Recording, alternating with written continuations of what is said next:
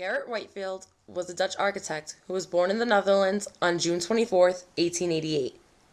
After many contributions to the architecture world, he passed away on June 25th, 1964. As a young boy, Rietveld was brought up around designing and building.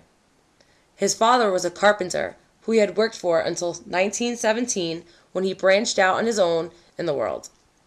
Rietveld was well known for the chairs that he designed and crafted, one of which is the red and blue chair, designed in 1918. In 1924, Rietveld designed the Schroder House. The house is located in Utrecht, Netherlands. The Schroder House was built for a woman named Truus Schroder Schrader. Mrs. Schroder had 3 children. When asked, Mrs. Schroder responded the design of her house was to be without any walls. Since the house was small, she wanted to have the most available space as possible for her and her children. Rietveld and Truus Schroder Schrader worked side by side in the design to ensure her vision would come to life. The inside of the house does not contain any static rooms or spaces. Each room and space in the house is made by a sliding partition wall, allowing changeable zones.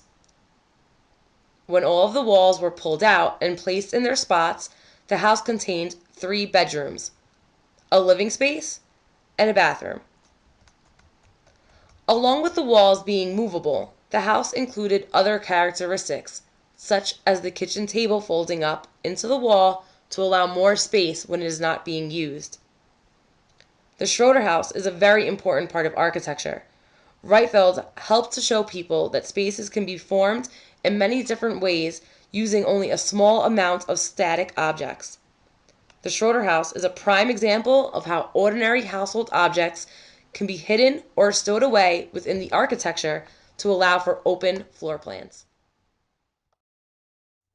Adolf Loos was born in Brno, Moravia, which is now known as the Czech Republic, on December 10, 1870.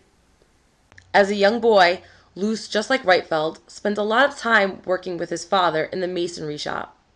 When he was 17 years old, he left working with his father to go to school. Yet after only a short amount of time in school, Loos was drafted into the Austrian army for 1 year. When Loos's contract with the army was complete, he returned to study architecture. After spending 3 years in America, Loos returned to Vienna to establish himself. Adolf Loos is most famous for the Moller House, which he designed in 1927. The Moller House was designed to have spaces within other spaces, such as the dining room table, which is placed inside the wall of the kitchen. The Moller House allows people to view different areas while standing in another. For example, when a person is standing in the living room, they are able to look up and see directly into the dining room.